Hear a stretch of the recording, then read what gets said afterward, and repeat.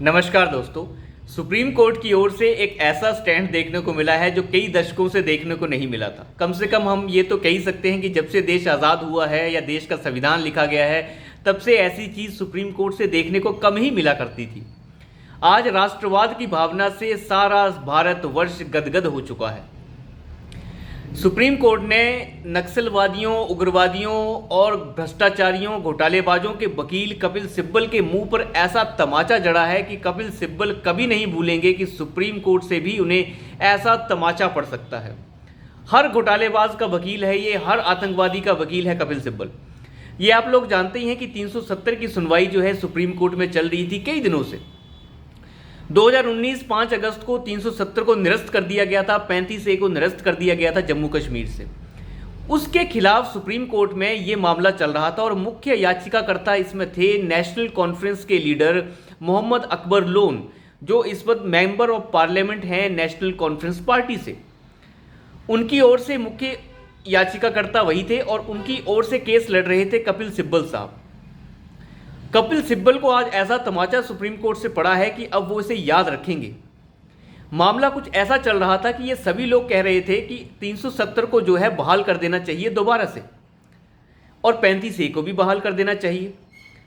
अब solicitor general जो सरकार के वकील होते हैं, उन्होंने ये अंदर ये बात रखी कि जज साहब, ये जो आदमी है मोहम्मद अकबर लोन, ये पहले मेंबर ऑफ लेजिस्लेटिव असेंबली था और जम्मू कश्मीर की विधानसभा के अंदर इसने पाकिस्तान जिंदाबाद के नारे लगाए थे।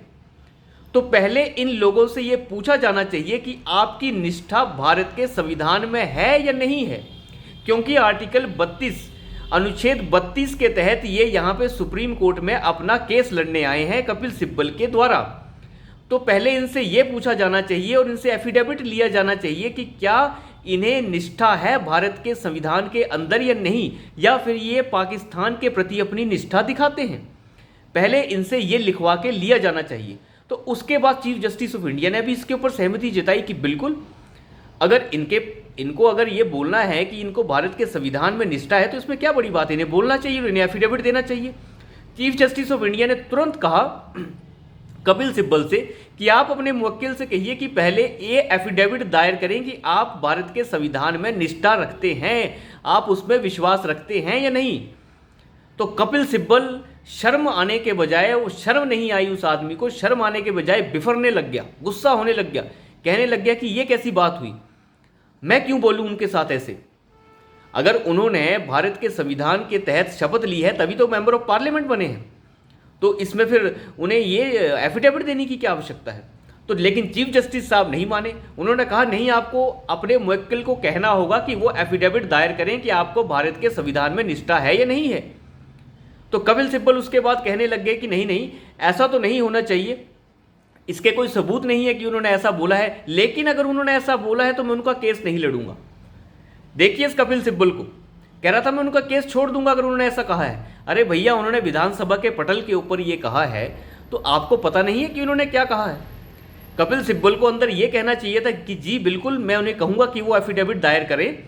ये बोलने के बजाय वो ये बोलता रहा अंदर कि उन्होंने जो है शपथ ली है, इसलिए वो उनकी निष्ठा तो होनी ही चाहिए, और अगर उन्होंने ऐसा बोला भी है तो मैं उनका केस छोड़ दूंगा, उनका केस नहीं लड़ूंगा, मैं दूसरे मुवक्किल की तरफ से जो है पैरवी करने के लिए तैयार हूं। अब देखिए इस कपिल सिब्बल का हाल अंदर क्या हुआ है आज। लेकिन चीफ जस्टिस साहब नहीं माने। उन्होंने कहा कि आप अपने मुवक्किल से कहिए कि वो एफिडेविट दायर करे और बताए कि उन्हें भारत के संविधान में निष्ठा है या नहीं है। आज का दिन भारत विरोधी तत्वों के लिए सबसे बुरा दिन था दोस्तों। इतनी बड़ी बात सुप्रीम कोर्ट से आ जाए, ये इन लोगों को पचेगा नहीं। कई दिनों तक दस्त लगे रहेंगे और कई सारे हाथ मसलने वाले जो मीडिया हैं, अभिसार और पुण्य प्रसून, रवि शर्मा, ये सब जो हैं कई दिनों तक परेशान रहने वाले हैं। तो जिस तरीके से सुप्रीम कोर्ट ने ये साफ कर दिया, और 35A के ऊपर सुप्रीम कोर्ट अपना पहले ही स्टैंड क्लियर कर चुका है कि इन 35A जो आर्टिकल बीच में डाला गया था 370 के साथ, इसने जम्मू कश्मीर के मौलिक अधिकार जो है छीने हैं। इसने जम्मू कश्मीर के लोगों को उनके मौलिक अधिकारों से वंचित कर दिया और आपकी सरकारें सोती रही। तो आप अंदाज़ा लगाइए कि सुप्रीम कोर्ट का रवैया क्या था, और ये सारा रवैया सुप्रीम कोर्ट के सारी की सारी कॉन्स्टिट्यूशनल जो संवैधानिक बेंच थी उसका सारा रवैया था। ऐसा नहीं था कि कोई जज उसमें जो है सहमति या असहमति जता रहा था, सब एक साथ सहमत थे।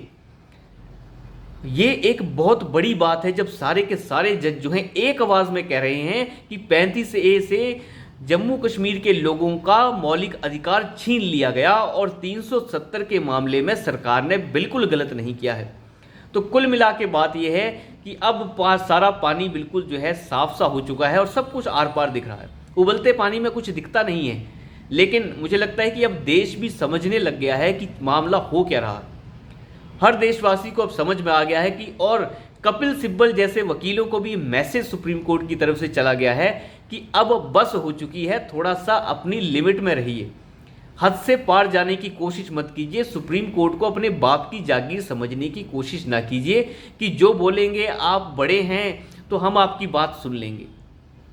मोहम्मद अकबर लोन की तरफ से आप पिटिशनर हैं और उसके बाद कह रहे हैं कि आप उनका केस छोड़ देंगे अगर उन्होंने ऐसा कहा है तो। आपको अपने मुवक्किल के बारे में पता ही नहीं है उन्होंने क्या कहा है, पता आपको सब है, लेकिन बात यह है कि आप मैनिपुलेटर हैं एक नंबर के।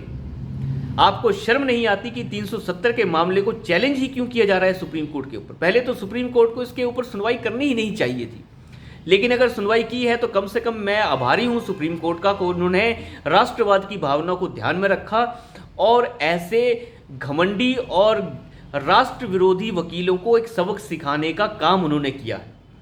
हर किसी घोटालेबाज का केस लड़ने पहुंच जाते हैं, हर आतंकवादी का केस लड़ने ये पहुंच जाते हैं। इन्हें ये याद ही नहीं रहता कि देश विरोध नाम की भी कोई चीज़ होती है। तो कम से कम आज सुप्रीम कोर्ट ने ये साफ कर दिया कि राष्ट्रवादी मामला जो है इसमें कोई कॉम्प्रोमाइज़ नहीं होगा।